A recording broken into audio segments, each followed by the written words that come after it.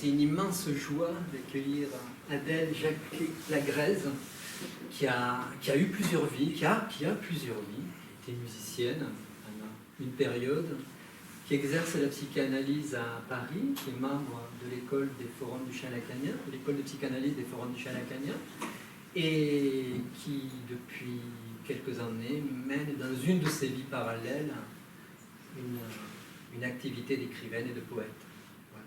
Donc aujourd'hui, nous allons parler de la nuit transfigurée, mais avant d'y venir, j'aimerais vous présenter le début de ses premières publications qui ont été publiées par la revue L'Enjeu lacanien dans le numéro 39 et 40. C'est une revue qui n'existe plus depuis 2-3 ans à peu près, qui s'est arrêtée au numéro 40. Et je regrette beaucoup qu'Adèle soit venue que vers la fin. Bon, tu ne pouvais pas le savoir. On a été un peu surpris par la fin de cette activité éditoriale. Et donc, je voulais juste vous signaler, pour commencer, 3 poèmes.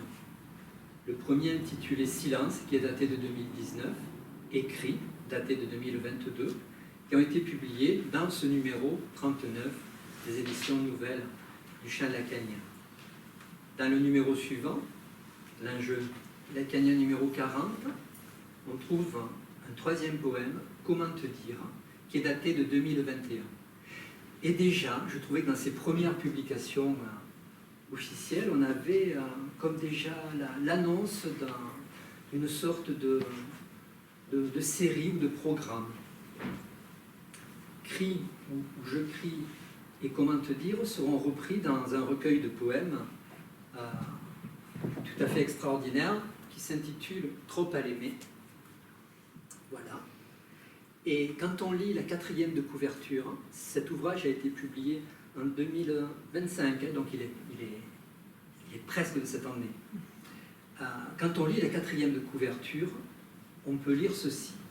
Recueil de poèmes conjoignant les thèmes de la solitude et du silence, transfigurés en appel à l'amour. Chaque texte est ensuite accompagné des photographies en noir et blanc. Mais déjà, on y retrouve encore cette question de la transfiguration. Et c'est pourquoi j'aimerais bien que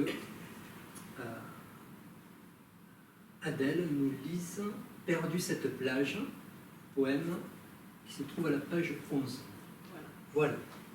Tout d'abord, je voulais vous remercier d'être venus vraiment si nombreux me soutenir dans ce rapport avec le public, puisque quand on écrit, j'étais passée de la musique à l'écriture aussi pour une forme de mise à distance de cette rencontre avec ce public qui m'intimide toujours. Donc je vous remercie d'être là soutenant.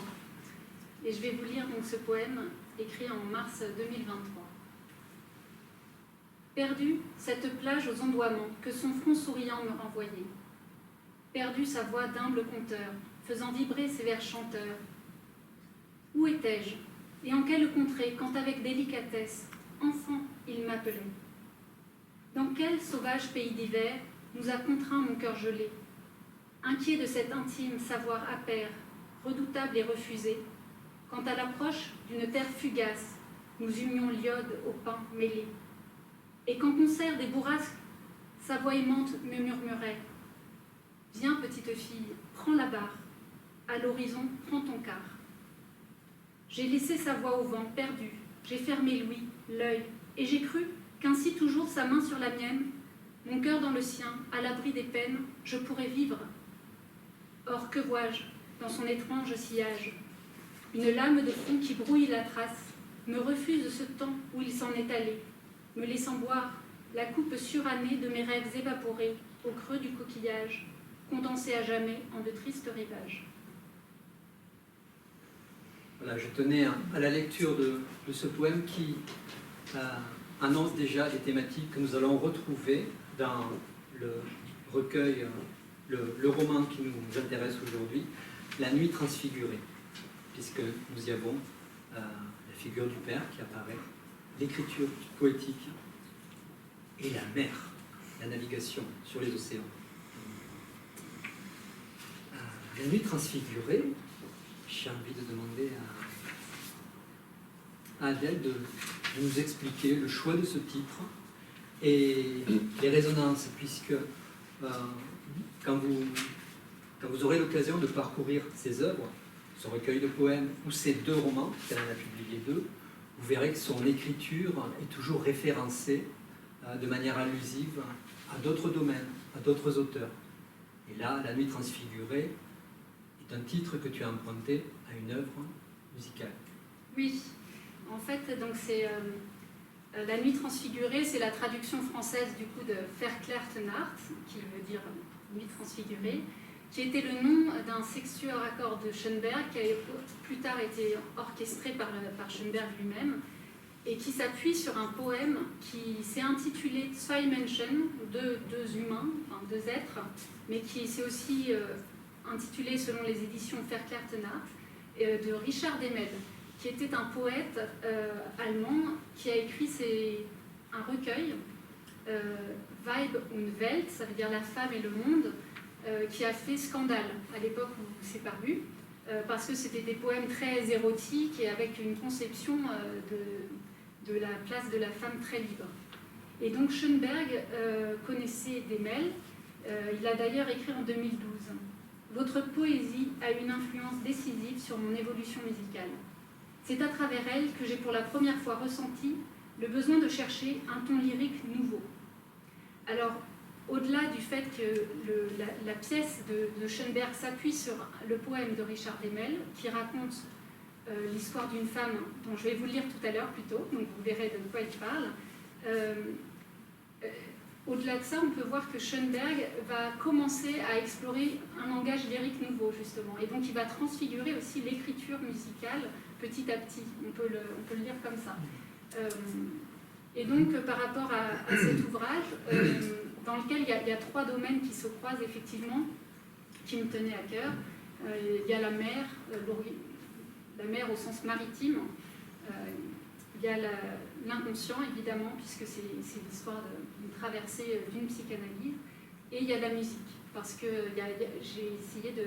Enfin, tous les chapitres ont pour titre un mouvement musical. Et donc le titre reprend le nom du dernier chapitre, qui est un des mouvements musicaux et qui fait référence à cette œuvre. Voilà. Donc je vais vous lire ce poème sur un arrangement que j'ai fait, une compilation, disons que j'ai rétréci l'œuvre de Schoenberg qui dure une trentaine de minutes à 3 minutes 40. Et donc on va se laisser imprégner de ces thèmes musicaux et je vais vous lire le poème en français pour qu'on puisse profiter du sens. Adèle m'avait proposé une lecture en allemand, je trouvais que c'était magnifique. On parle plutôt l'espagnol ici.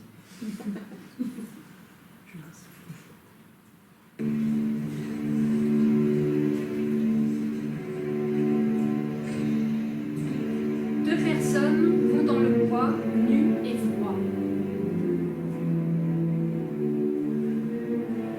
La lune les accompagne, ils regardent en soi. La lune court au-dessus des hauts chênes. Pas un nuage ne trouble la lumière céleste vers laquelle les cimes noires s'étendent.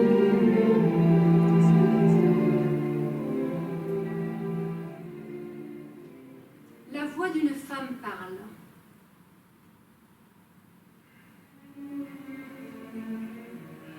Je porte un enfant et il n'est pas de toi.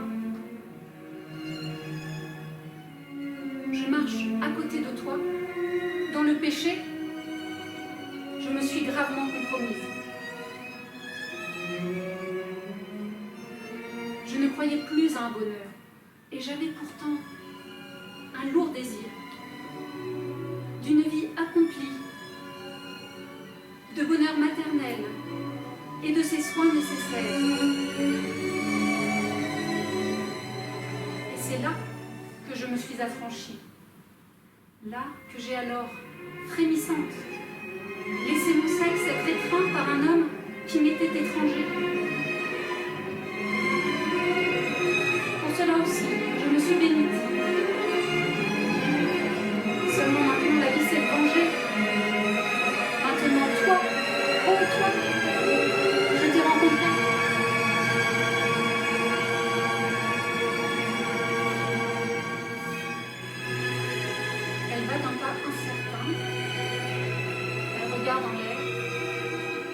La lune la suit. Son regard sombre se noie dans la lumière.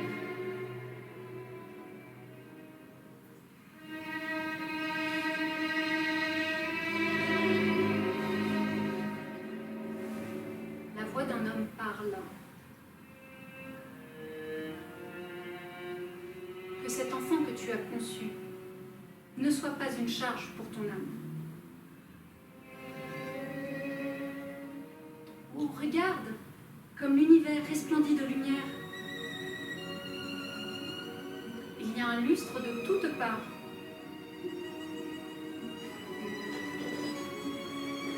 Tu flottes avec moi sur une mer glaciale, et pourtant, une chaleur particulière vibre, de toi en moi,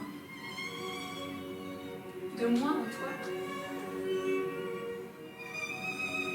Elle va transfigurer l'enfant étranger. Tu vas l'enfanter pour moi, comme s'il venait de moi. Tu as mis un éclat de lumière en moi. Tu m'as moi-même refait enfant. Il embrasse sa forte taille. Leur souffle se mêle dans les airs. Deux personnes vont dans la nuit haute et claire.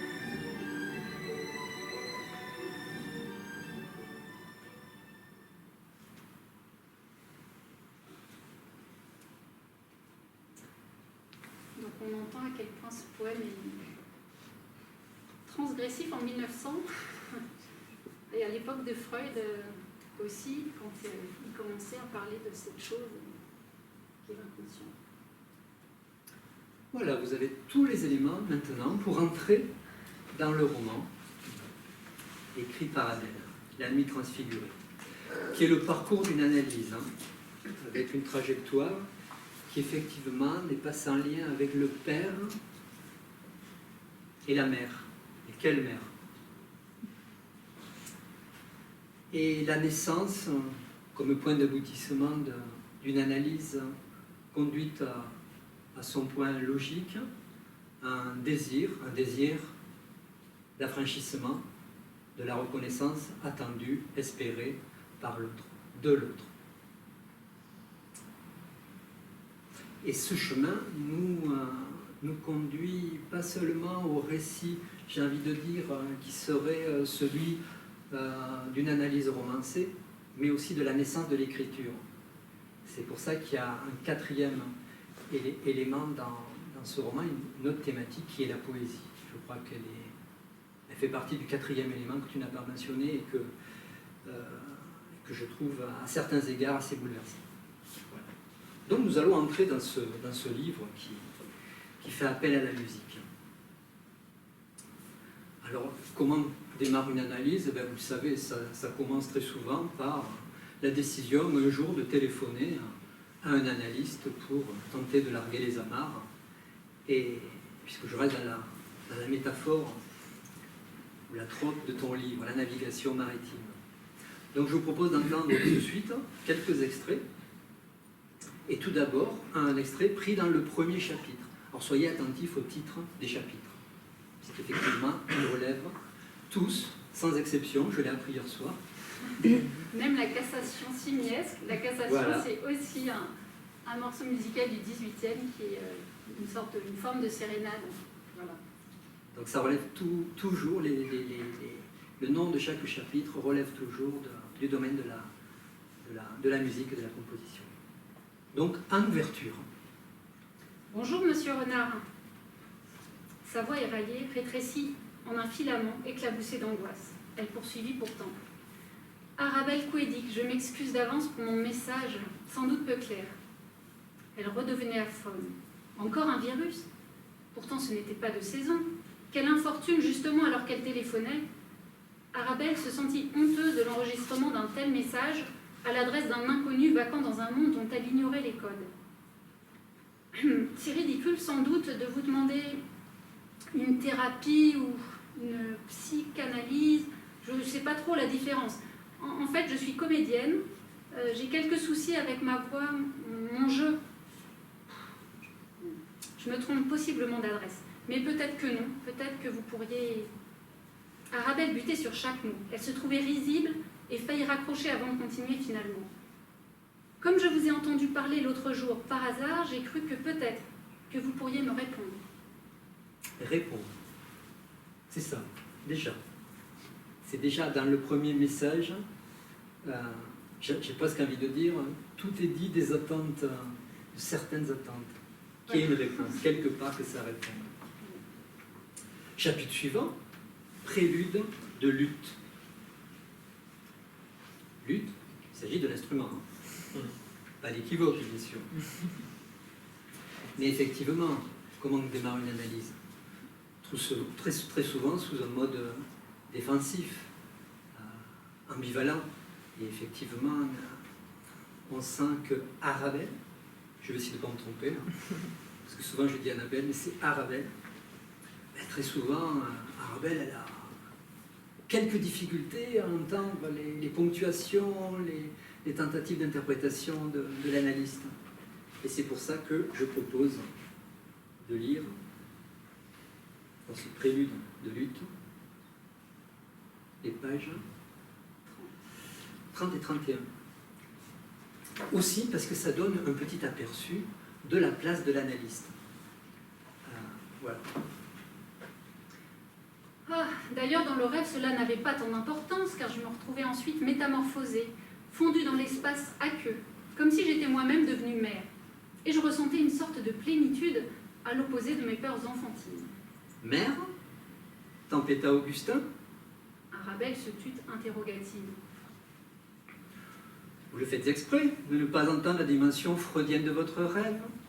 Votre prélude sonnait pourtant de manière clairement ambiguë. Vous pourriez peut-être lire l'interprétation des rêves? Je ne sais pas, murmura-t-elle défaite. Je suis nulle en analyse. C'est un peu facile, non? Mais je vous assure que c'est vrai. C'est même pour cela que j'ai arrêté mes études de lettres. Bêtement, j'avais pensé que le théâtre serait plus facile, qu'il suffisait de posséder une certaine sensibilité pour bien dire. Arabelle sentit les larmes lui monter aux yeux et ses mots se perdre en un souffle triste. Mais chaque fois que je monte sur scène, ma voix se fige, happée par les regards. Je pensais qu'en cernant la cause de ce trac, je retrouverais une forme de stabilité. Une longue pause suivie, Arabelle implora. « Vous ne dites rien? Répondez-moi !» Oui, bien sûr. Ce serait bien commode. Le ton ironique n'échappa point à Arabelle qui laissa s'échapper un soupir. Vous en avez bien une idée, il me semble, reprit-il. Dites simplement ce qui vous vient à l'esprit. Elle frissonna. Je ne peux pas parler toute seule. Voilà des mois que je viens, mais depuis que je suis allongée sans vous voir, quand le silence surgit, c'est comme si j'étais à nouveau esselée dans la nuit. Augustin était troublé. Il sortit une chamoisette et essuya doucement les verres de ses lunettes en monture d'écaille. Chaque nouveau patient le dérangeait dans son aspiration à un monde de paisibles habitudes qui se substituerait à cette pratique hautement sollicitante. Encore une qui ne le laisserait pas tranquille. Il soupira. Il ne pouvait visiblement pas encore s'en tenir à la rigueur d'un Tacète, pourtant souvent efficace, passer les entretiens préliminaires, à ouvrir les associations plus libres. Tacète, je veux bien que tu expliques ce qu'est un Tacète. Donc Tacète, c'est le terme musical pour dire des mesures de silence, mais particulièrement quand autre chose se fait entendre. Normalement, c'est un instrument qui se tait sur les partitions d'orchestre pendant que d'autres jouent. Mais il y a aussi la célèbre partition de John Cage, qui est 4 minutes 33 secondes, il me semble, si j'ai de mémoire, où en fait, la partition, il y a marqué Tacète, Tacète, deuxième mouvement, troisième mouvement, Tacète, c'est tout.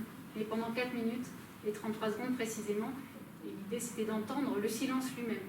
Voilà. D'accord. Donc je pense que pendant les silences dans l'analyse, le but de l'analyste, c'est aussi que l'analysant puisse entendre quelque chose au-delà du silence, justement. Enfin, laisser entendre un peu les voix qui lui reviennent, des pensées. Les voies intérieures. La voix intérieure, par exemple, oui, exactement. Chapitre, je crois que c'est le chapitre 3, hein, Toccata pour orgue. Encore une fois, un titre bien précis du chant musical. Alors ce que je trouve intéressant, c'est de vous proposer, c'est d'écouter un extrait qui nous fait entrer dans ce qui constitue, pour la plupart de chacun des chapitres, le début, à savoir un rêve, le récit d'un rêve, dans une écriture totalement poétique. J'ai écrit Océan de poésie au niveau de ces récits de rêve, et donc Toccata pour orgue commence par le récit d'un rêve dans une écriture qui est complètement différente. C'est ça que je voudrais que vous puissiez entendre, les différentes écritures. Alors justement, je vais juste Oui. rectifier quelque chose. C'est justement pas un récit de rêve. Oui. Dans le sens où le récit, c'est ce qu'on parle. Oui. Et je pense que c'est justement tout l'intérêt de ce livre qui n'est pas parlé, qui n'est pas une passe, qui n'est pas une démonstration de la psychanalyse ou une explication, etc. C'est justement une transformation lui-même, ce livre, dans le sens où les rêves ont pu être une source de départ, mais ensuite c'est vraiment une écriture, comme tu dis, poétique. C'est une écriture. Parce que souvent, pour ceux qui ont déjà été sur le divan, les rêves, c'est tellement troué, on essaye de faire un récit, mais ça vient comme ça, on est parfois interrompu, on rajoute des choses, alors que là, au contraire, effectivement, c'est très travaillé, dans le sens que c'est de l'écriture poétique. Et peut-être par rapport à toute cette musique dans le texte aussi, il y a un espèce de trucage qui est que souvent le moment où se fait entendre une musique, effectivement, de manière signifiante, ça vient rajouter une forme d'interprétation, mais à l'intérieur du coup de l'écriture. C'est-à-dire que dans le prélude pour lutte, effectivement, on n'a pas lu du coup le rêve, mais il y avait toutes les équivoques de la lutte qu'elle menait dans une... Il ne faut pas tout dévoiler, voilà. C'est pour leur donner envie de partir avec le livre. Hein. Voilà. Enfin, c'était pour dire par rapport oui, à l'écriture. Oui, c'est pas un récit. On est déjà... Pas un récit. Oui, poème onirique. Voilà, c'est bien. Poème onirique. C'est ce que j'avais écrit. Toccata pour orgue. Elle avait longtemps été agitée par les flots, ballottée au gré des courants. Au gire de Beaufort, elle avait accroché sa boussole, épuisée par la froideur des eaux tristes, dont le souffle irrégulier et muet laissait son esprit inquiet. Un navire, long de 30 pieds, avait consenti à abriter son corps épuisé. Il était mu par des voiles d'araignées, tandis que le vent sifflait une toccata sauvage d'orgues marins qui lui vrillaient les tympans. La tête encombrée de battements, elle cherchait le sommeil malgré les assauts de la mer furieuse de l'avoir ainsi perdue, creusant de sa colère le contenu de ses vagues, écumant de rage, espérant la faire chavirer, la retrouver en son sein. Vain désespoir. La mer n'est pas exempte du ravissement de ces objets, soumise au Dieu réel et à ses desseins obscurs. C'est alors qu'il s'approcha de la vestale. D'une opacité de charbon, mais épais, aiguisé, il fit parler de sa membrane des taches pourpres, élargissant ses pores sous son regard sidéré. Pauvre Arabelle, pourquoi ces mesures de silence, quand il eût fallu tonner, défendre ton enclave? Reprends la barre. Ne vois-tu pas les récifs qui sourdent de la mer? Chimère envahissante. Arabelle panique, en quête d'un abri. Ses yeux ne voient rien, collés par un sommeil lourd. Elle ne fait que ressentir la pesanteur des bourrasques sur ses voiles diaphanes, les heurts erratiques sur sa coque meurtrie. Pourquoi est-elle seule? La colère monte en elle, en même temps qu'une indéfinissable détresse. Père, ne vois-tu pas que je sombre? N'est-ce pas toi qui devais me conduire à bon port? Tu avais choisi la mer pour horizon, et je me suis laissée porter confiante. Longtemps percée par ta voix, qu'avais-je besoin d'un au-delà? Nous formions un équipage dont la langue importait peu. Les mots imprécis n'avaient pas de valeur quand tu assurais chacun de mes pas de ton regard aimant. Tu étais ma ligne de flottaison, et j'en oubliais d'apprendre quel nœud permet l'amarre. Le regard toujours ailleurs, je voyais au-dessus de tes cheveux en bataille se dessiner les équations fantastiques que tu affectionnais. Merci encore une fois. Ce qui est détonnant dans ce passage, c'est les allusions à d'autres textes. Père, ne vois-tu pas que je sombre? Quand on connaît le sort qu'a réservé Lacan à ce fameux rêve, Père, rapporté par Freud et analysé dans l'interprétation des rêves, donc tu l'as lu, hein. En tout cas, Arabelle a lu l'interprétation des rêves de Freud finalement. Père, ne vois-tu pas que je brûle? Et justement, est-ce que tu vas en dire quelque chose du Père? Question pas facile. Oui. Ce livre est dédié à la mémoire de mon père. Donc il a été écrit après son départ. Et c'était quelqu'un qui embarquait sa famille dans ses aventures maritimes, puisqu'on partait chaque été de longues semaines en mer, avec parfois de longues heures où je ne pouvais...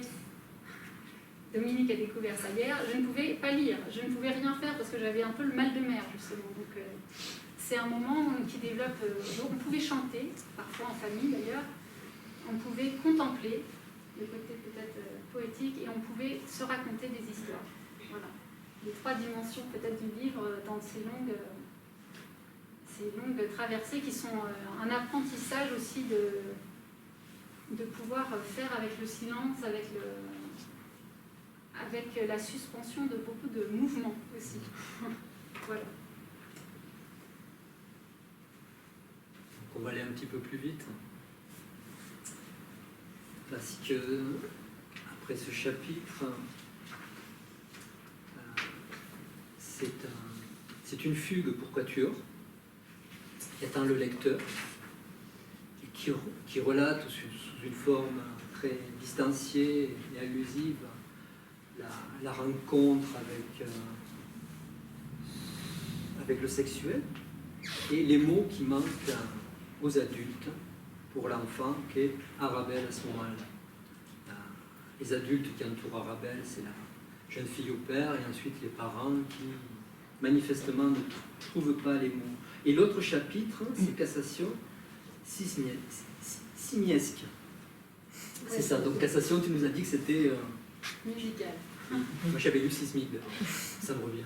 Ah, simiesque, c'est parce qu'il y a une petite peluche. Une petite peluche à tête de singe, et justement il y a la question du savoir. Son grand-père ne savait pas ce que c'était. Enfin, on laissera découvrir. Tu m'as dit, il ne faut pas que je spoil tout. Oui, ça modifie le rapport de cette petite fille aux adultes qui s'avère être défaillant du côté du savoir. Suit ensuite le chapitre Gaillard de Pauviol, et qui annonce la métamorphose qui se déroule au travers de cette analyse par ce passage que j'ai recopié. Elle tenait l'enfance au creux de sa main, refusant la mue qui la laisserait dans un silence sans nuance, un silence vidé de l'attente des mots de l'autre. Et là, nous nous promenons toujours sur ce fil qui va du silence, sa transfiguration, en un appel, à un amour qui répond de présent. En fait, c'est comme ça que je l'ai lu, c'est une lecture. C'est le lecteur, il me semble qu'il a immanquablement l'idée que c'est l'être femme qui est en train de s'épanouir et qui se voit libéré, comme l'annonce, il me semble, le chapitre suivant. Partita pour 2 corps. Et en particulier, cet extrait du rêve que je te demande de lire, page 59. Quand sa barque avait approché le quai, la marée était basse, la terre paraissait si haute alors. Un regard circulaire, et elle vit son père, spectre stoïque, tourné vers le large, ayant laissé la barque sans capitaine. Les défenses n'avaient pas été mises, la collision paraissait inévitable. Elle manœuvra comme elle put, s'agrippa à l'échelle, l'ossière à la main et débarqua. Elle sentit le souffle d'un vide grandissant. Quand elle tourna la tête, elle vit l'austère esquive dériver à nouveau vers le large. Et son père, le regard droit, ailleurs déjà, qui ne la regardait pas. Il fallait donc s'en passer. Quelle bêtise d'avoir cru en son éternel soutien. Que lui coûtait ce jour son étourderie? Avait-elle oublié le nouage? Quel affreux manquement laissait ainsi filer son équipage? Oui, comme dans la vie, dans le livre, il est question de se passer du Père, pour laisser au désir toute sa place. prendre le large pour d'autres amours. Et c'est ce que confirme la suite, qui creuse toujours le chemin de cet accomplissement, de la cure vers son accomplissement logique. Dans le chapitre qui s'intitule justement « Liège pourvoit seul ». Un lead.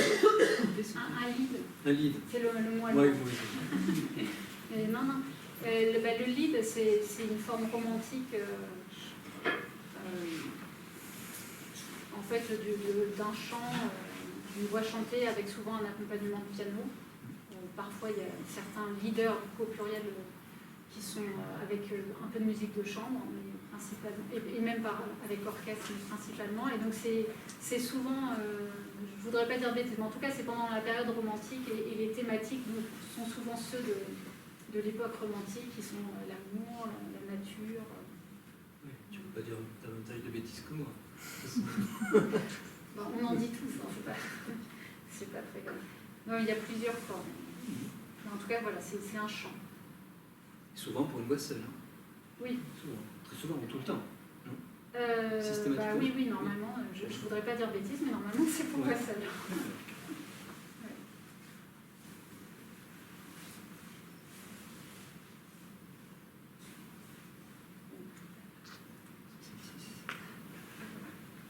C'est après. Je lis directement. Les semblants de vérité qu'elle avait noués en histoire lui semblèrent aussi légers que l'hélium, portant au loin ses messages accrochés à des ballons voyageurs. Que lui resterait-il de tous ces mots? Elle avait retrouvé son timbre de mezzo-soprano. Sa voix ne se brisait plus accidentellement. Mais que voulait-elle dire encore, désormais? L'esprit vide, elle sentit à nouveau les larmes, rosées, intactes, sans consolation. Sa solitude lui pesait, mais elle la cultivait. Elle avait bâti à son insu de puissantes murailles, dont la sombreur effrayait les uns, décourageait les autres. Le docteur Renard lui avait fait remarquer la dernière fois, alors qu'elle disait avoir passé sa vie à se languir sur le seuil, que tendre ainsi vers ce qu'elle rendait inaccessible était peut-être le paradoxe de son désir. Cela modifiait le sens de cette passivité si prompte chez elle à s'imposer. Elle n'aurait donc pas fait que subir une attente, toujours déçue. Elle avait tendu son écoute vers l'autre champ de l'autre, en maintenant l'écran d'une porte fermée, car peut-être trop femme depuis toujours, pour ne pas avoir craint la crudité d'un regard sur la chose désirée. Arabelle sentait obscurément qu'au-delà des conséquences très pratiques de sa réorientation professionnelle, quelque chose se passait qui lui demandait un colossal effort, comme une extraction de soi pour sécher les larmes et alléger enfin peut-être ce voile de tristesse persistant. Merci. Je vais aller maintenant vers la fin du roman. Dans le chapitre intitulé « Tombeau marin », et là aussi j'ai découvert que ça avait un lien avec la musique. Ouais. On connaît le tombeau de Couperin. Oui. Voilà. Ça ne va pas tellement plus loin, mais ça va dans le sens de plus loin dans le sens de l'interprétation dans le rêve, que on ne va pas lire, mais non. Voilà. En tout cas, ce chapitre manifestement relate la métamorphose du personnage principal, Arabelle, qui devient enfin ce qu'elle a toujours été, sans avoir jamais pu commencer à l'être, j'ai envie de dire. Non pas une femme de masque, c'est-à-dire une femme de théâtre, puisqu'elle va abandonner les planches, mais une femme de plume, écrivaine. Dans le récit du roman, Arabelle a quitté la scène, donc, pour l'éducation nationale. Mais c'est quand même d'autres choses, plus viscéralement attachées à son être, dont il est question ici. Et je te laisse lire le passage, page 89-90. Arabelle poursuivait, tenace, cette quête idéalisée d'un regard paternel qui viendrait cautionner ce qu'elle extrayait de sa plume. Elle prenait prétexte du moindre souffle, des plus infimes oscillations de ton pour achever d'interpréter un avis qui lui échappait. Elle le percevait ainsi froncer les sourcils, sourire, faire des grimaces d'agacement ou d'amusement, tout un imaginaire, guidé par son ouïe et ses vœux secrets, qui finissait par y discerner ce que, croyait-elle, l'autre pensait. Elle lui attribuait ainsi un savoir sur la pertinence de ses textes qui entraînait un apaisement ou une blessure. L'incertitude inhérente à toute vérité eût dû l'obliger à la prendre à sa charge, mais elle s'y refusait, agrippée à ce transfert puissant qui la ballottait selon les oscillations de ses défenses et de son désir. Tel l'enfant qui subordonne ses mots au regard de l'adulte, pouvant faire varier sans sourciller sa version jusqu'à trouver un compromis acceptable pour chacun, Arabelle, qui n'avait aucune assurance propre sur ses écrits, attendait le retour de son juge pour savoir si elle devait continuer ou arrêter, partager ou détruire. Malgré le long chemin parcouru, ces résurgences de son fonctionnement infantile venaient encore sporadiquement l'étouffer, animer sa colère et la plonger dans une violence dont elle avait du mal à se déprendre. Elle a du mal à se déprendre, mais elle y parvient. C'est tout l'intérêt de ce témoignage. Les histoires finissent bien. Les histoires finissent bien, oui. Les exilés de Pierre, qui est dans un tout autre registre, c'est tout à fait étonnant, on en parlera peut-être un peu tout à l'heure, mais ça finit bien aussi, même malgré les morts. Et oui, qu'est-ce que je voulais dire? Oui, cet accomplissement qui se déroule sous les yeux du lecteur se voit confirmé dans le chapitre intitulé Kadish et Chauffard. Ça se voit confirmé parce que là, il est plus ouvertement question, dans la première partie, qui est plus ce que j'avais appelé le récit du rêve, le poème du rêve, mais là, on sait assez vite qu'il s'agit d'un écrit d'Arabelle. Voilà. On entre dans une autre dimension, c'est un petit peu comme dans Shakespeare ou dans Hamlet, où on est dans le théâtre du théâtre. Et là, on tombe dans un espace qui est l'écriture dans le roman, c'est-à-dire l'écriture dans l'écriture. Un écrit de la plume d'Arabelle, qui est présenté dans le roman comme un écrit de la plume d'Arabelle. Et donc, pour terminer cette pièce qui n'est pas plus seulement une pièce de théâtre de boulevard avec papa et maman, mais une pièce musicale composite, nous terminons avec le dernier chapitre qui porte le titre du roman, La nuit transfigurée. Maintenant, vous savez tout sur la nuit transfigurée. J'ai appris aussi. Qui conduit Arabelle jusqu'à un désir assumé qui ne peut aller qu'avec la séparation d'avec l'analyste. Et qui se joue dans un doux nocturne sur basse continue. Et là, je te laisse, je te rapporte aussi. Page 104-105.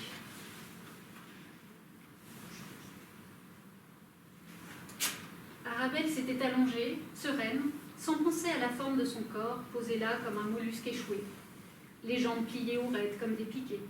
Les mains qui se tordent, le regard fixe, qui fixe la clarté de la lampe ou plonge dans le tableau inquiétant posé sur le radiateur. Son corps ne l'encombrait plus, ni le regard d'Augustin Renard qu'elle oubliait enfin. Non, cette fois, elle voulait lui parler à lui, simplement, pour le remercier et prendre congé.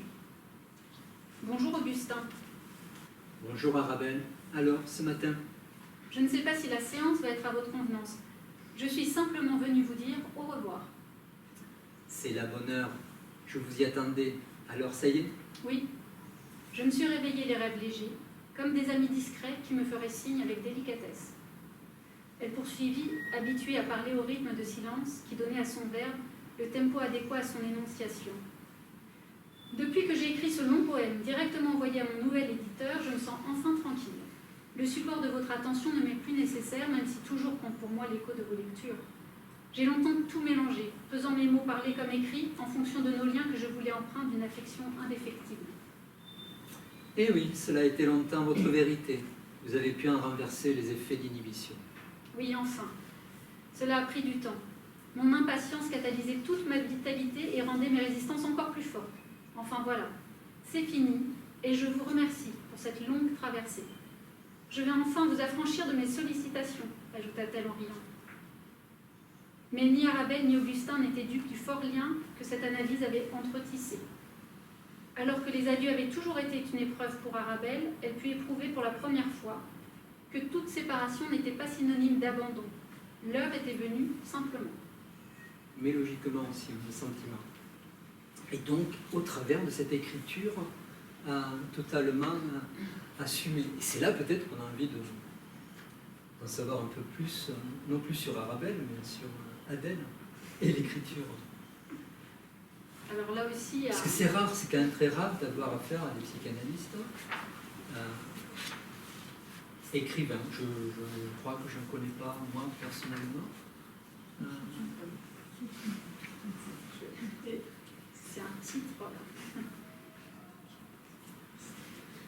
En tout cas, je ne sais pas si je me reconnais totalement dans cette identification de l'écrivain, mais ce qui est sûr, c'est qu'il y a eu une sorte de mouvement un peu circulaire où j'ai retrouvé quelque chose qui était là avant. Oui. Parce que j'avais commencé à écrire des récits enfants. Je trouve que l'écriture d'enfant, elle est souvent très spontanée, un peu comme les analyses spontanées de l'enfance. On dit que l'enfance est une névrose infantile sans analyse. Enfin, non, la névrose infantile est une analyse spontanée parfois.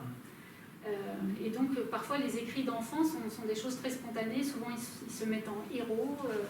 Et c'est un peu aussi ce que Freud avait appelé le roman familial. Où, parfois, c'est pas écrit, c'est juste parlé, mais l'enfant s'invente d'autres filiations, d'autres origines. Donc, il y a vraiment eu cette écriture voilà, enfantine. Et vers l'adolescence, quelque chose où je pense qu'il y a eu une scission qui va avec le fait aussi des métamorphoses, où il y avait quelque chose du côté de la poésie, où je souhaitais que quelque chose s'exprime, que ça se dise, et quelque chose du côté de l'adresse qui commençait. Oui, parce que je trouve que l'écriture enfantine, elle est un peu à la cantonade. Enfin, je n'osais pas forcément lire ce que j'écrivais, par exemple. Alors qu'à l'adolescence, il y a ces poèmes, enfin toujours, du coup, dans la sphère privée, mais quelque chose cherche à se dire. Et en même temps, certains écrivent des journaux intimes, moi j'écrivais des lettres à des compositeurs. Donc, j'ai écrit pendant tout un temps à Jean-Sébastien Bach et ensuite à Antonio Vivaldi. Donc, il y a eu pendant 2 ans, j'ai écrit régulièrement des lettres. Donc, ce qui est étonnant, c'est que dans ces lettres, je savais qu'il ne pourrait pas vraiment me répondre. Justement, la pulsion invocante était en fait canalisée encore. Mais voilà, à un moment, je trouvais que les mots...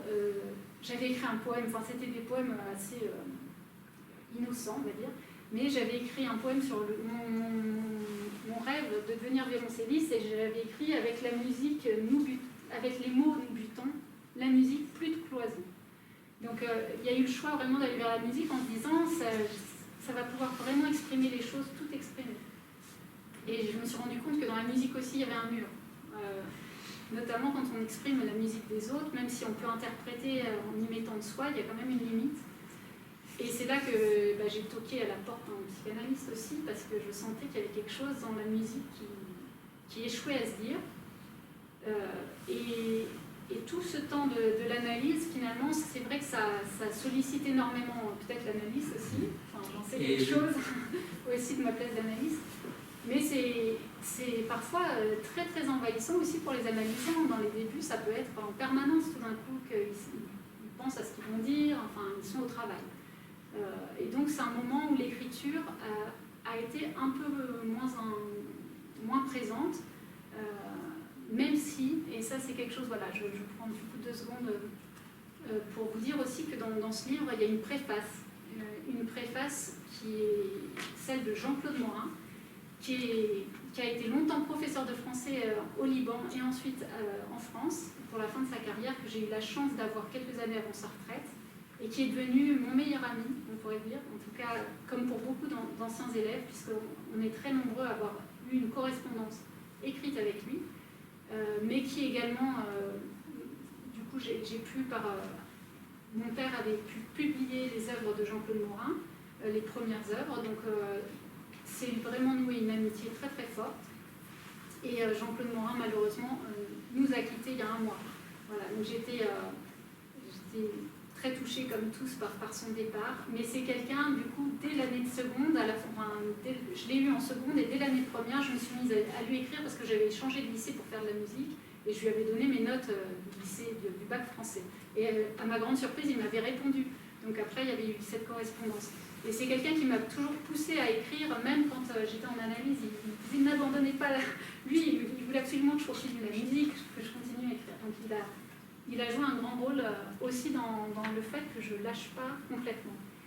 Mais après l'analyse, et dans un moment où je n'avais pas forcément d'ailleurs terminé complètement l'analyse, il y a eu ce retour un peu aux sources, mais qui est différent, c'est parce que j'ai retour aux sources dans le sens tout d'un coup de se passer de cette incarnation de la réponse, de l'autre, parce que écrire, pour moi, c'est parler un peu dans la nuit aussi, dans le sens où normalement, on ne rencontre pas ses lecteurs, et donc écrire, c'est suspendre une réponse, ou c'est pouvoir se répondre aussi un peu à soi-même.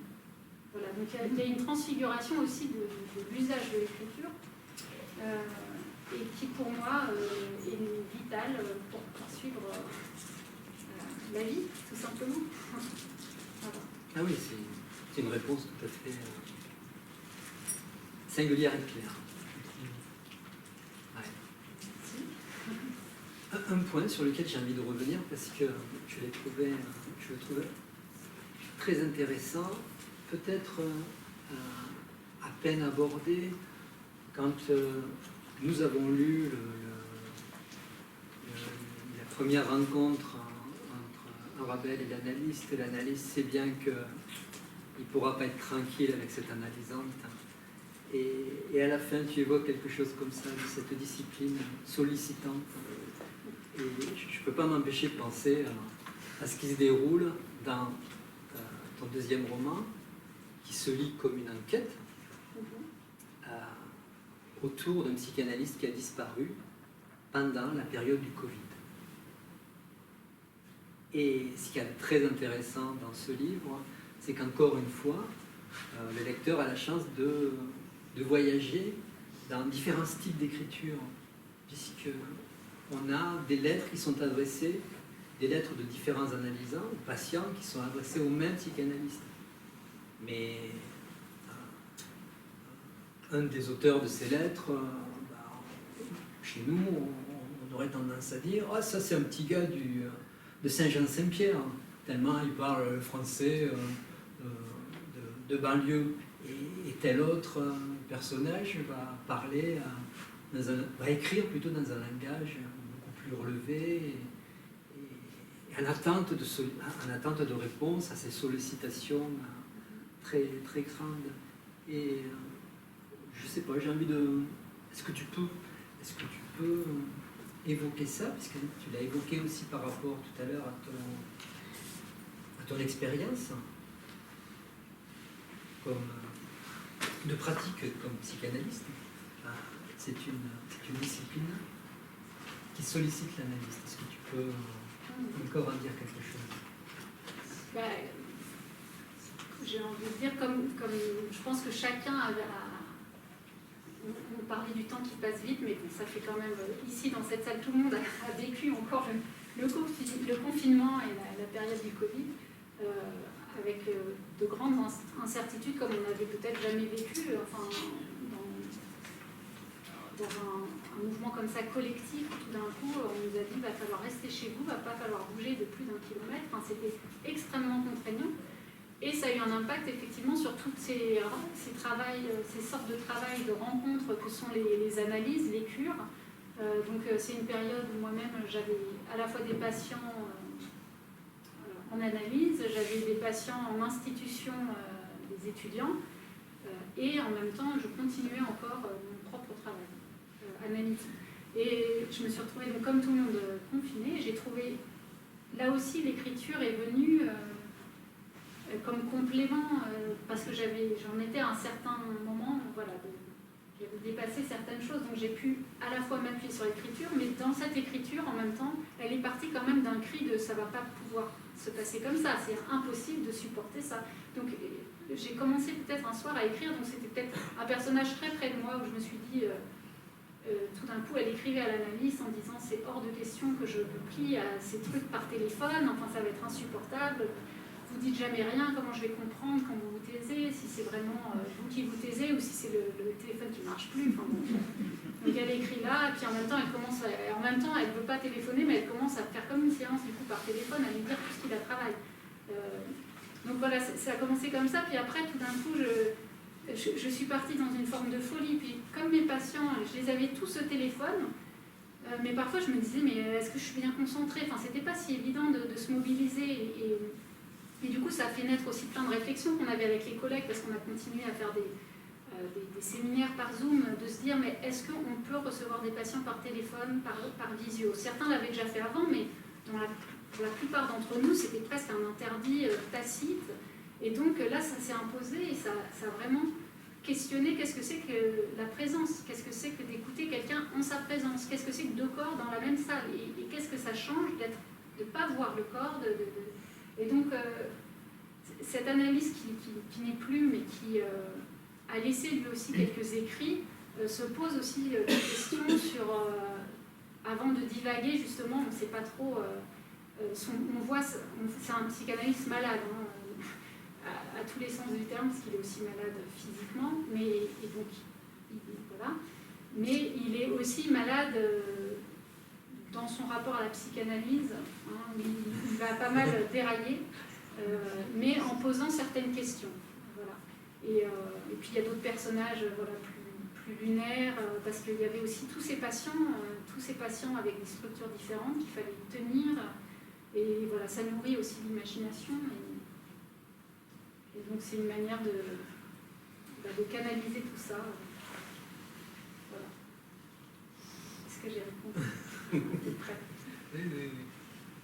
Oui, parce que l'analyste des effarés de Pierre, il n'est pas toujours dans les clous avec ses analysants. Mais c'est là où j'ai trouvé intéressant, justement, puisque ça questionne ce qu'on appelle le cadre, ça questionne la neutralité.